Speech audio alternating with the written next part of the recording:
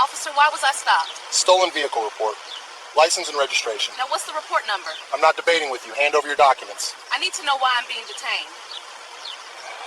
You're making this harder than it needs to be. I'm asking a simple legal question. Judge Jennifer Harold was 2 miles from home when Sheriff Samuel Hemsworth's patrol lights lit up behind her. She hadn't been speeding, hadn't run any lights, hadn't violated a single traffic law. She was a federal judge about to become the target of the kind of racial profiling she'd spent her career fighting against. What Hemsworth didn't know, 5 cameras were capturing everything he was about to do. The woman he was pulling over could seal federal indictments that toppled criminal organizations. The briefcase sitting on her passenger seat contained classified documents that would trigger a national security response within minutes. And the fabricated traffic stop he was conducting would unravel a 15-year criminal enterprise, end with 52 years in federal prison, and result in $35 million in damages, all of which would fund the very organizations working to end police corruption. If you're ready to see how one woman dismantled institutional racism with nothing but composure and evidence, like this video and drop a comment telling me where you're watching from. And if this is your first time here, hit that subscribe button right now because you won't want to miss tomorrow's story of people who messed with the absolute wrong person. Let's continue. Judge Jennifer Harold was 42 years old. She had graduated in the top 5% of her class from Georgetown Law School, spent 8 years as a federal prosecutor with a 94% conviction rate on public corruption cases, and clerked for the Fourth Circuit Court of Appeals. Her appointment to the federal bench 4 years earlier had survived Senate confirmation hearings so rigorous they had examined her college parking tickets. She presided over cases involving organized crime, government corruption, and national security matters. She had the authority to classify court proceedings, issue warrants that could freeze assets across international borders, and make decisions that set legal precedent affecting millions of lives. On this particular Thursday afternoon in October, Harold was driving home from the federal courthouse in Houston, taking her usual route through the quiet suburbs. Personal vehicle, a midnight blue Lexus LS 500 she had purchased after 3 years of careful saving from her federal salary. Texas plates clearly visible. She wore a tailored charcoal suit, pearl earrings, and the small federal judiciary lapel pin on her collar that identified her to those who knew what to look for. She had spent the morning reviewing classified briefings on a counterterrorism case. The documents sat in her briefcase on the passenger seat, each one stamped with security classifications that made them federal property under strict handling protocols.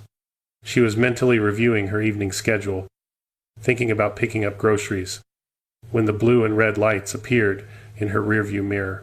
That was when Sheriff Samuel Hemsworth of Kendall County decided to pull her over. Harold signaled and pulled into a bank parking lot, following proper procedure. She placed both hands on the steering wheel at 10 and 2 o'clock and waited. Her dash cam activated automatically, a standard security measure for federal judges who made decisions that affected powerful people.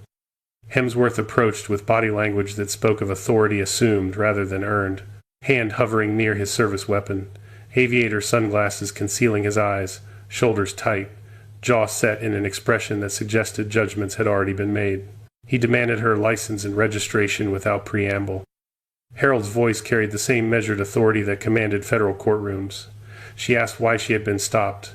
Hemsworth's response came without hesitation.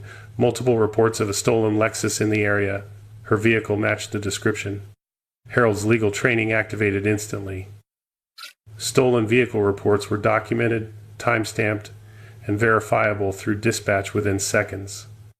The claim was either legitimate or fabricated. There was no middle ground. She asked calmly for the report number. Hemsworth's jaw tightened. He repeated his demand for license and registration, voice harder this time. Harold announced each movement as she reached slowly for her purse on the passenger seat. Her fingers found the leather wallet that contained her Texas driver's license and her federal judicial identification. She withdrew both documents and extended them through the window. The federal credentials were unmistakable. Official seal of the United States District Court embossed in gold. Photograph. Full name, Jennifer Marie Harold. Title, United States District Judge, Southern District of Texas. Lifetime appointment designation. Security features designed to prevent forgery. Hemsworth examined the credentials for approximately 4 seconds. His expression remained unchanged, skeptical, hostile, dismissive in equal measure. His assessment was delivered with finality. The credentials could be fake. She needed to step out of the vehicle. Harold felt something cold settle in her chest. She had spent 8 years prosecuting civil rights violations. She knew exactly what was happening. She had seen it in case files, in victim testimony, in patterns of discriminatory enforcement that prosecutors documented with statistical precision. She had never imagined experiencing it herself. She stated clearly that the credentials were issued by the United States District Court. They could be verified immediately through federal databases. Her vehicle registration was current and legitimate. There was no legal basis for the stop to continue. Hemsworth's response was a command, not a request. Step out of the vehicle. Don't make me ask again. What neither of them knew, they were being recorded from 5 different angles. Harold's dash cam captured everything through the windshield in high definition. The bank's security system monitored the parking lot from 3 different positions, each camera covering overlapping fields of view with timestamps synchronized to the second. And across the street, a construction worker named David Ellis sat in his truck eating lunch. He had noticed the traffic stop, thought the officer's aggressive posture looked wrong, and pulled out his phone to record. Harold complied with the order. She opened her door slowly, stepped out with deliberate movements, and stood beside her Lexus with her hands visible at her sides. Her mind was already cataloging details with the precision that had made her one of the most meticulous judges in the Southern District. Time, 3:58 p.m. Location, Westheimer Road, 6 miles from the federal courthouse. Witnesses, at least 3 bank customers within visual range. Construction worker across the street, bank employees visible through windows. Hemsworth radioed for backup. His voice carried across the parking lot, professional bureaucratic language that completely misrepresented reality. Suspicious vehicle stop. Subject claiming to be a federal judge but unable to explain why she was driving a $60,000 luxury car. Harold's correction was immediate and clear. She had never stated she couldn't explain her vehicle. Federal judicial salaries were public record, and he had never attempted to verify her credentials through any official database.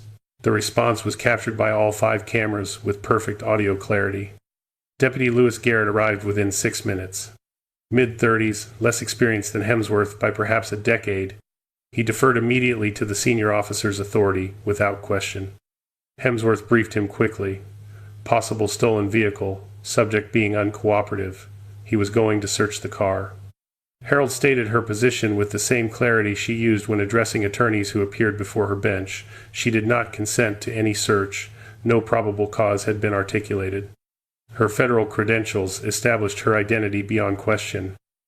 The stop was unlawful and the proposed search would constitute a violation of her Fourth Amendment rights.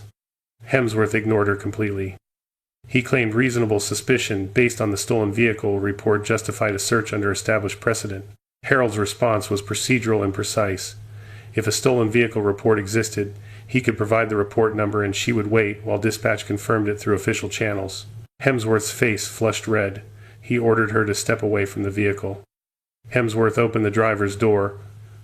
On the passenger seat sat Harold's leather briefcase, black calfskin with the federal court seal embossed in gold lettering visible even through the tinted windows.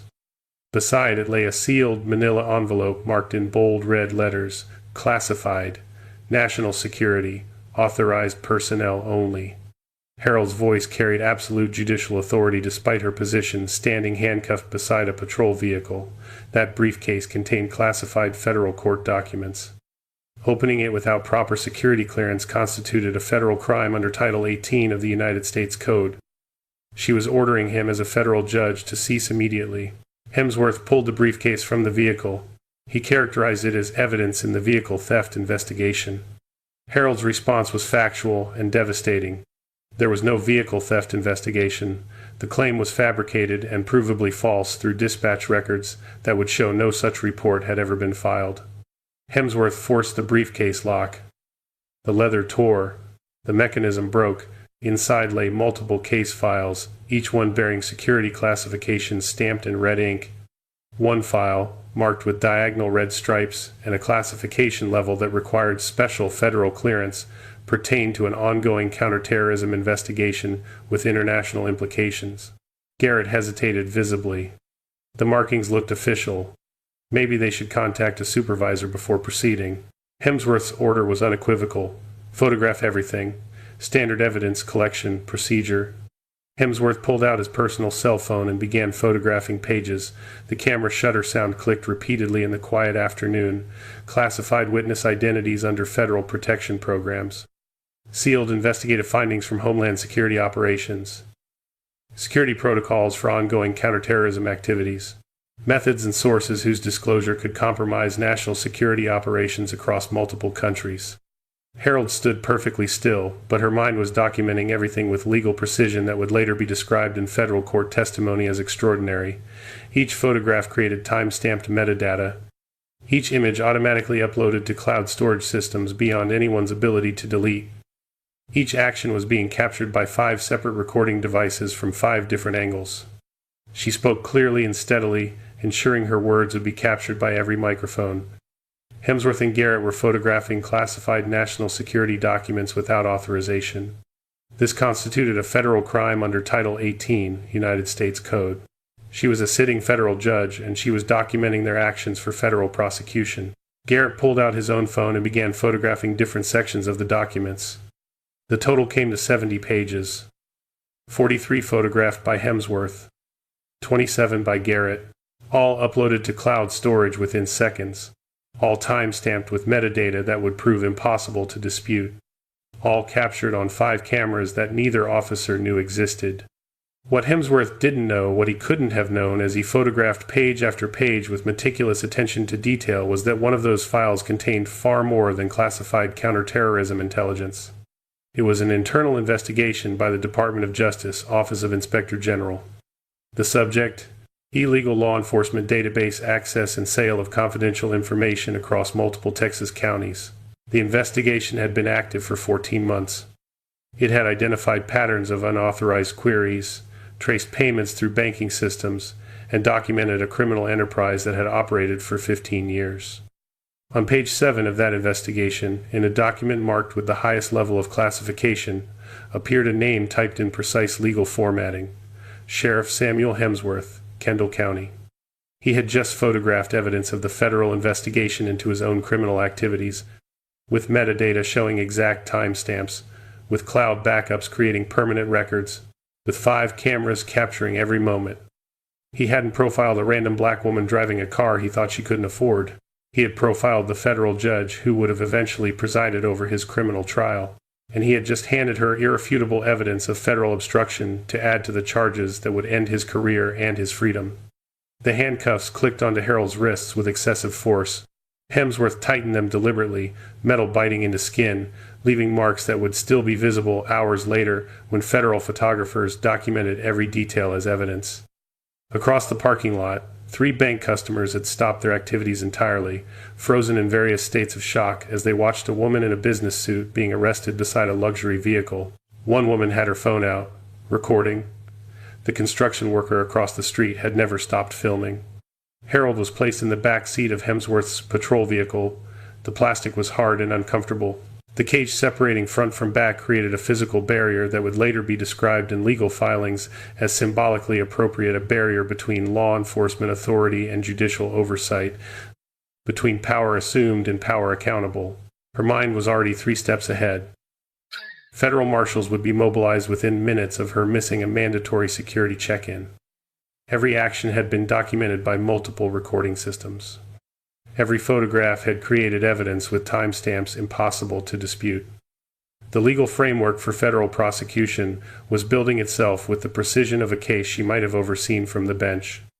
The drive to Kendall County Sheriff's Department took 18 minutes. Harold sat in silence, mentally reviewing federal statutes with the same attention to detail she applied to every case that came before her court. Time was now 4:12 p.m. 14 minutes past her scheduled check-in. At the federal courthouse in Houston, Judicial Assistant Robert Stevens checked his watch for the 3rd time. 4:12 p.m. Judge Harold's mandatory security check-in had been scheduled for precisely 4 o'clock. He tried her cell phone. The call went directly to voicemail. Stevens had worked for federal judges for 19 years. He understood their patterns, their reliability, their adherence to security protocols that existed for reasons carved from hard experience.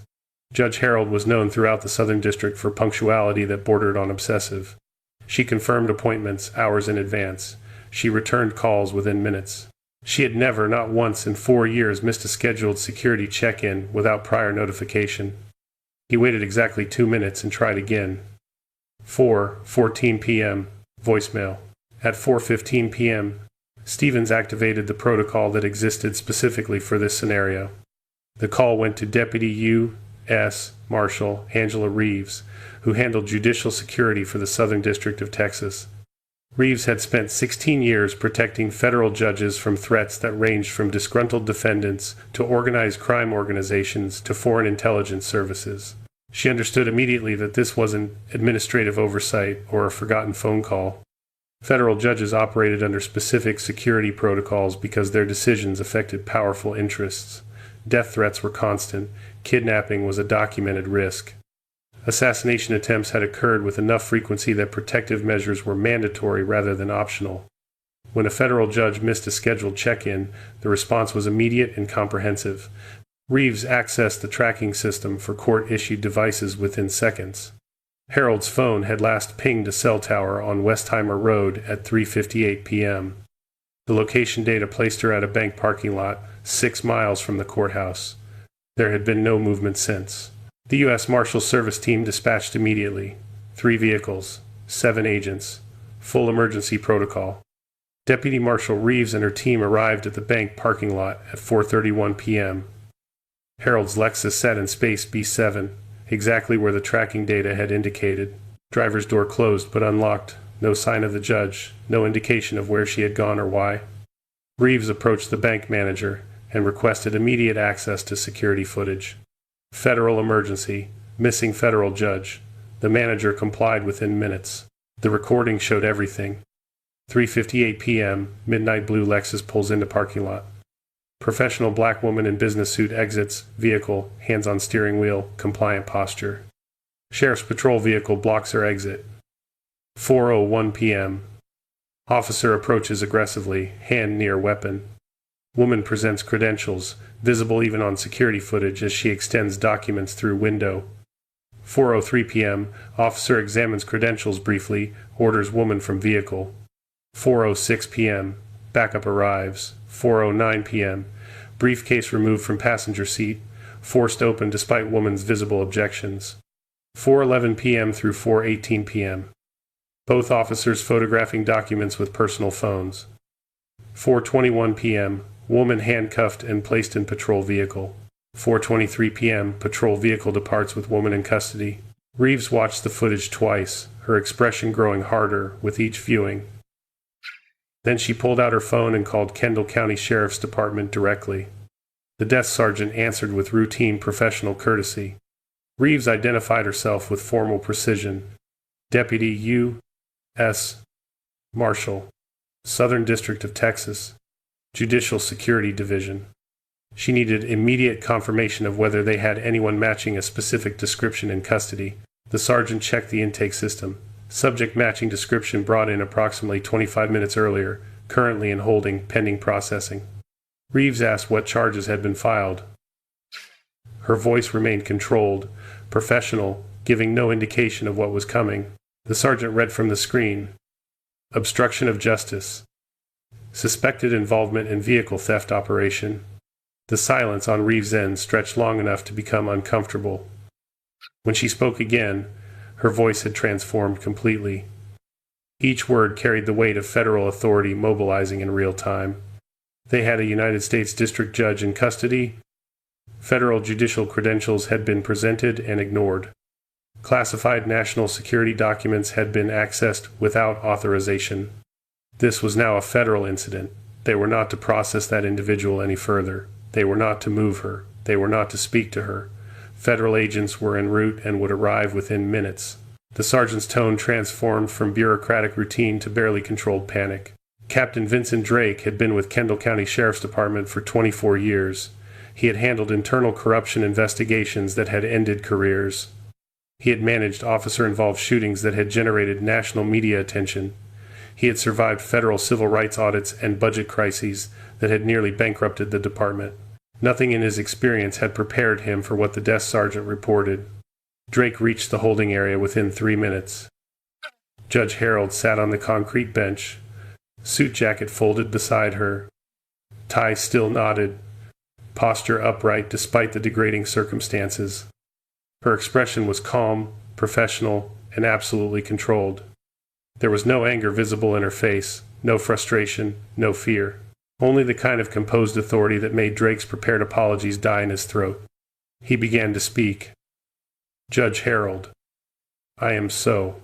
She interrupted with a single question, delivered with the same tone she used when questioning attorneys who appeared unprepared before her bench. Where were the documents that had been photographed from her briefcase? Drake checked the evidence log with hands that had begun to tremble. The entry was there in digital precision. Briefcase contents photographed by officers Hemsworth and Garrett for evidence purposes. 43 pages photographed by Hemsworth. 27 pages photographed by Garrett. Total of 70 classified documents. All images time-stamped. All automatically uploaded to personal cloud storage accounts before the phones had been secured. Harold asked her second question. Were any of those documents marked as classified? Drake felt the blood drain from his face as he read further down the evidence log. Yes. Multiple files marked classified. Multiple files marked national security. Multiple files with security classifications that required federal clearance levels his entire department combined didn't possess.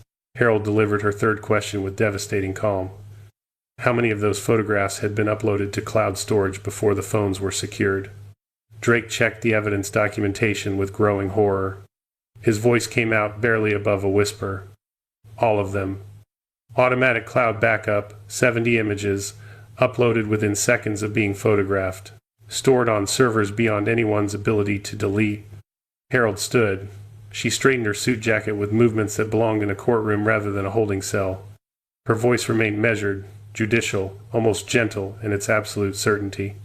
Sheriff Hemsworth and Deputy Garrett had committed multiple federal crimes: unauthorized access to classified national security information, obstruction of federal judicial proceedings, violation of court-sealed documents under federal protection. Each violation carried mandatory minimum sentences measured in years rather than months. She paused deliberately before delivering the detail that transformed everything. Among those 70 photographed pages had been an ongoing investigation by the Department of Justice Office of Inspector General. The subject of that investigation: illegal law enforcement database access and sale of confidential information across multiple Texas counties. Sheriff Samuel Hemsworth's activities had been under federal investigation for 14 months. Drake's expression cycled through shock, comprehension, and complete understanding of catastrophe. Harold continued in the same measured tone. Hemsworth had just photographed evidence from the federal investigation into his own criminal enterprise, with metadata showing exact timestamps, with cloud backups creating permanent federal records, with 5 separate cameras capturing every moment from 5 different angles. The final statement was delivered with surgical precision. He hadn't profiled a random black woman driving a car he assumed she couldn't afford. He had profiled the federal judge, who would have eventually presided over his criminal trial. And he had just created irrefutable evidence of federal obstruction to add to charges that would already end his career and his freedom. Do you think this would have happened if Judge Harold had been white? Drop yes or no in the comments and tell me why you think that. And hit that share button, because people need to see how justice actually works when it's backed by evidence and institutional authority. Harold was released at 4:47 p.m., exactly 90 minutes after the initial traffic stop. Federal agents had secured the scene. Every phone had been seized. Every camera had been identified.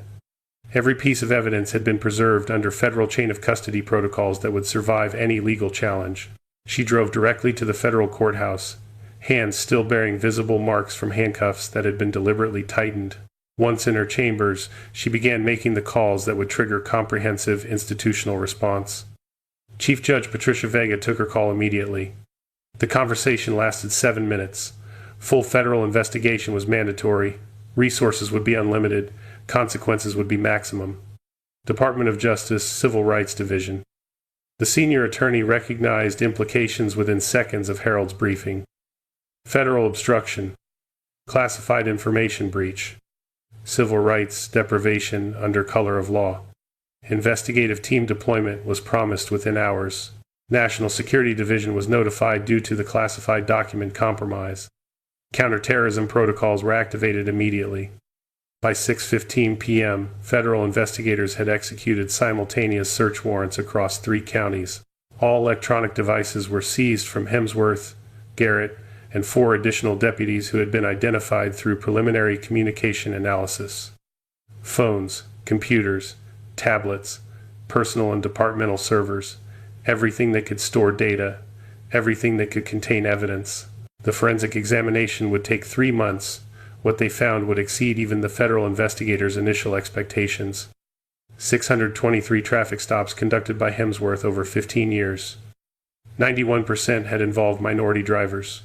The counties where he operated showed 71% white population according to census data. Statistical analysis would later prove the disparity represented mathematical impossibility without intentional racial targeting.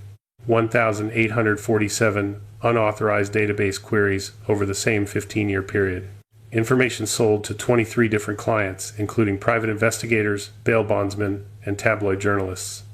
$340,000 in traceable payments through banking records that Hemsworth had apparently believed were secure. Text messages spanning 8 years. Racist language documented in digital permanence. Communications coordinating racial profiling activities with other deputies. Celebrations of arrest quotas.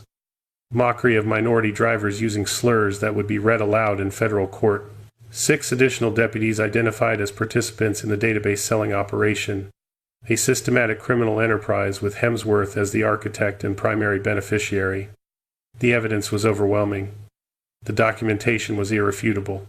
And all of it had been preserved because a federal judge had maintained perfect composure while being humiliated, had documented every detail with legal precision, and had trusted that the system designed to protect judicial independence would function exactly as intended when provided with undeniable evidence. The federal grand jury convened 11 months after the bank parking lot incident. The indictment they returned was 49 pages long, detailing 49 separate federal counts against Sheriff Samuel Hemsworth. Each count was supported by evidence so overwhelming that defense attorneys would later describe it as the most thoroughly documented prosecution they had ever seen. The trial began on a Monday morning in September. Federal courtroom in Houston. Judge Michael Rousseau, presiding, brought in from the Eastern District of Texas to ensure impartiality. He was known throughout the Fifth Circuit for harsh sentences in cases involving law enforcement corruption and had precisely zero tolerance for officers who betrayed the public trust. The prosecution presented their case across 4 weeks with methodical precision. Every piece of evidence was introduced with careful attention to chain of custody. Every witness was prepared to withstand aggressive cross-examination. Every exhibit told a story of systematic abuse that had operated for 15 years while department supervision had looked the other way. Video evidence came first. 5 camera angles from the bank parking lot, synchronized to show the same events from different perspectives. High-definition footage showing Harold's Lexus pulling into the parking lot at 3:58 p.m. Crystal clear audio of Harold asking why she had been stopped. Hemsworth's claim about a stolen vehicle report. Harold presenting federal credentials. Hemsworth examining them for 4 seconds before dismissing them as potentially fake. The forced search of the briefcase despite Harold's explicit denial of consent. 70 photographs being taken of classified documents over the course of 9 minutes. The defense had no effective response to video evidence that had been authenticated by 5 different sources. Forensic evidence followed. Computer crimes specialists testified about metadata extraction from the 70 photographs. Each image contained GPS coordinates placing Hemsworth at the exact location where the stop had occurred. Each image contained timestamps accurate to the second. Each image had been automatically uploaded to cloud storage, creating permanent records that existed on servers in 3 different states before Hemsworth had even returned to his patrol vehicle. Banking records traced $340,000 in payments to Hemsworth over 15 years. 23 different sources. Private investigators paying for background checks that required law enforcement database access. Bail bondsmen paying for arrest information that gave them competitive advantages. Tabloid journalists paying for celebrity mugshots and arrest records. Every transaction documented, every payment traceable, every deposit made to accounts Hemsworth had apparently believed were untraceable. The database access logs showed 1,847 unauthorized queries.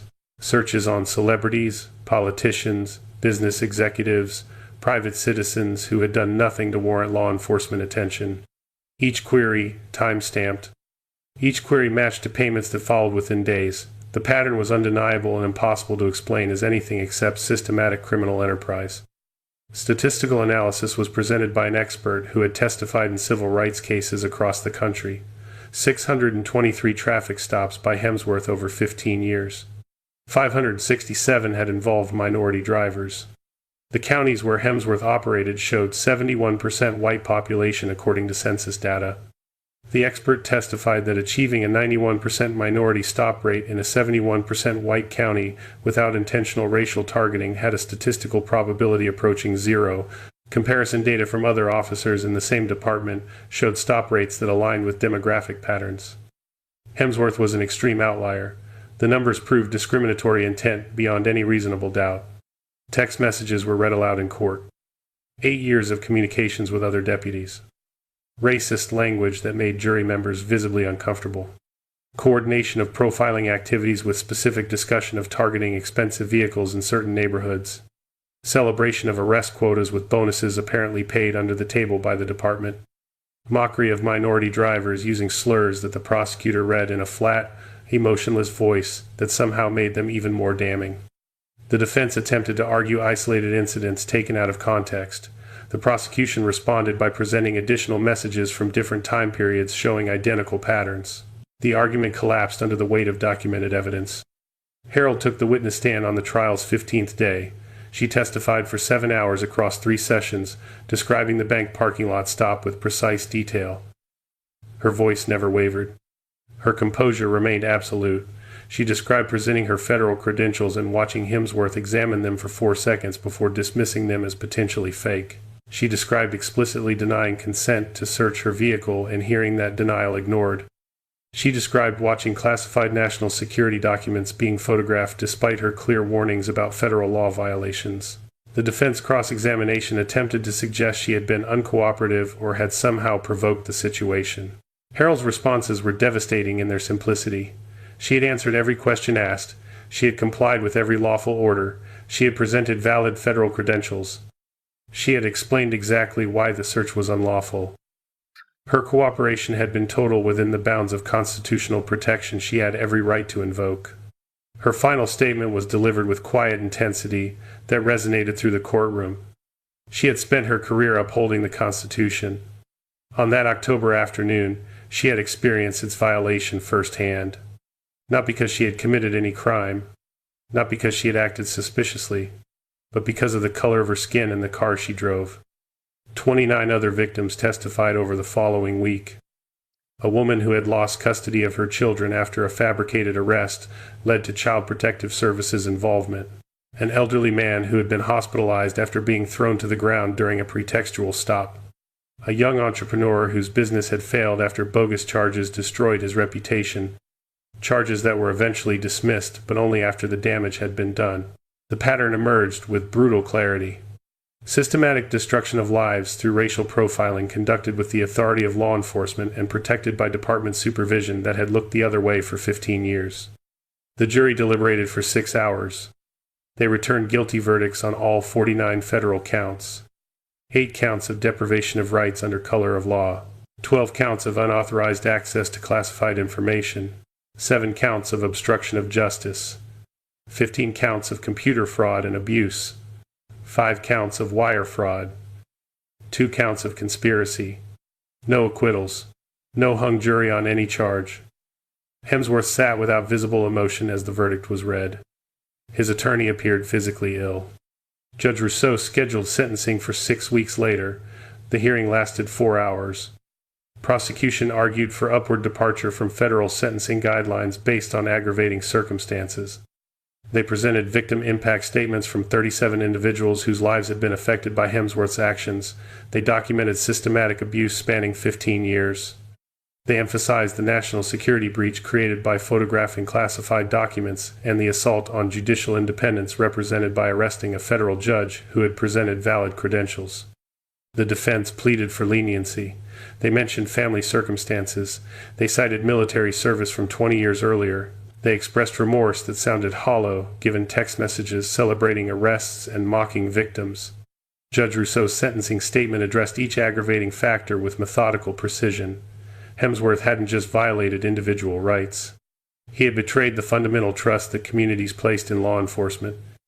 He had weaponized his authority against the very people he had sworn to protect. He had racially profiled hundreds of citizens.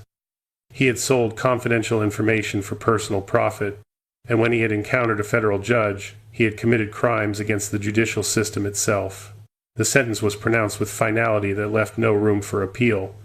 52 years in federal prison, no possibility of parole under federal sentencing guidelines. Hemsworth would be 84 years old before release eligibility. It was, for all practical purposes, a life sentence. All pension benefits were revoked. Law enforcement certification was permanently stripped. Appeals were filed to the Fifth Circuit and denied.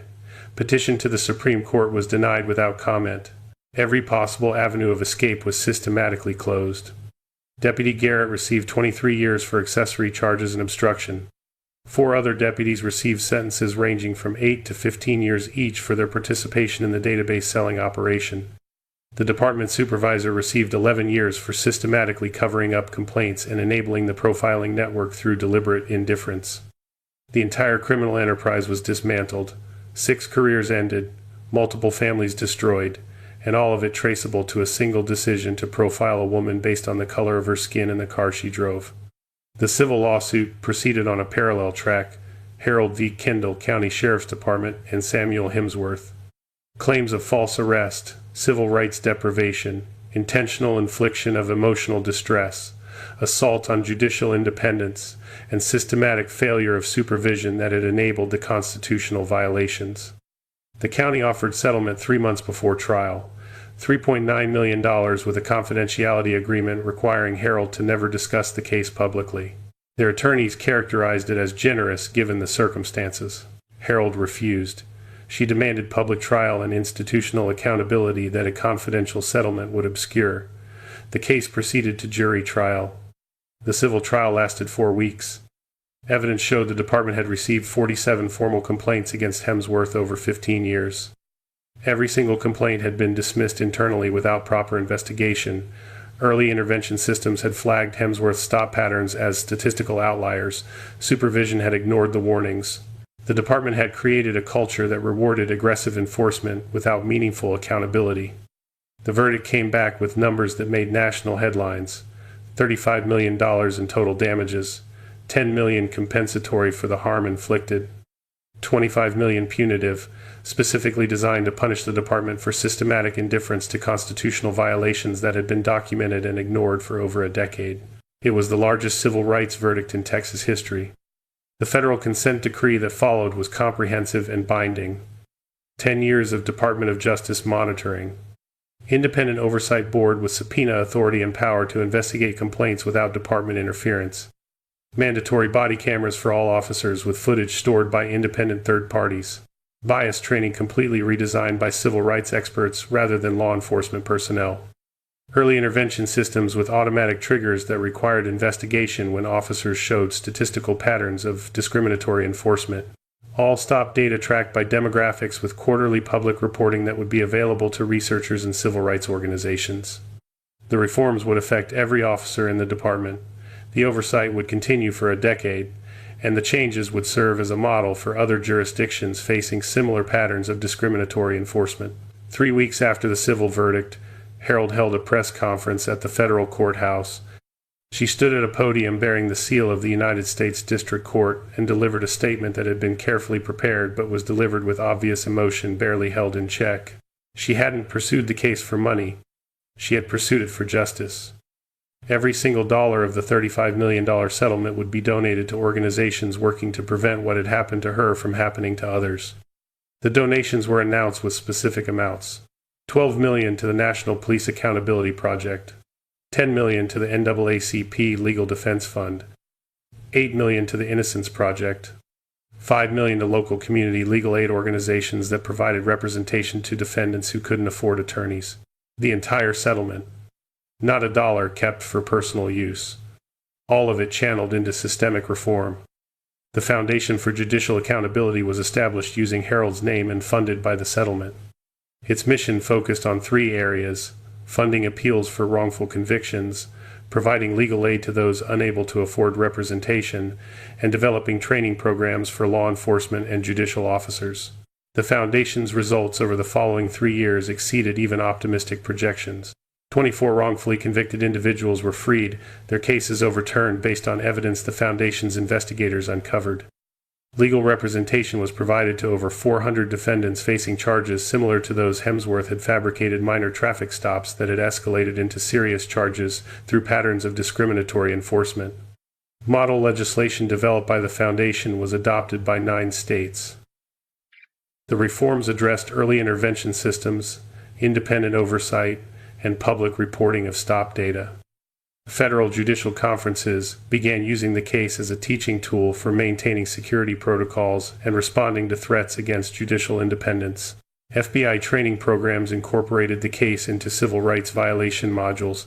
The transformation was comprehensive. What had begun as a single act of racial profiling had exposed a 15-year criminal enterprise and created institutional reforms that would affect thousands of cases across multiple states. The final image crystallized the complete reversal. Hemsworth in federal prison, stripped of authority and freedom, serving a sentence that would end only with death. Uniform replaced by prison clothing. Authority reduced to nothing. Freedom measured in decades that would never be experienced. Harold in judicial robes, continuing to serve from the federal bench with the same composed authority she had demonstrated while handcuffed in a bank parking lot. Still presiding over cases affecting millions of lives. Still making decisions that set legal precedent. Still embodying the principle that justice properly administered could survive any assault and emerge stronger. Sometimes justice wasn't just served, sometimes it was delivered with 52 years of consequences and a $35 million investment in preventing it from ever happening again. If you like this video, make sure to hit that like button, subscribe, and turn on the notification bell so you don't miss the next story. Share this video with someone who would appreciate it, and let's keep building this community together. And before you go, drop a comment below. I'd love to hear your thoughts on what stood out to you the most. Until next time, stay safe, stay curious, and I'll see you in the next.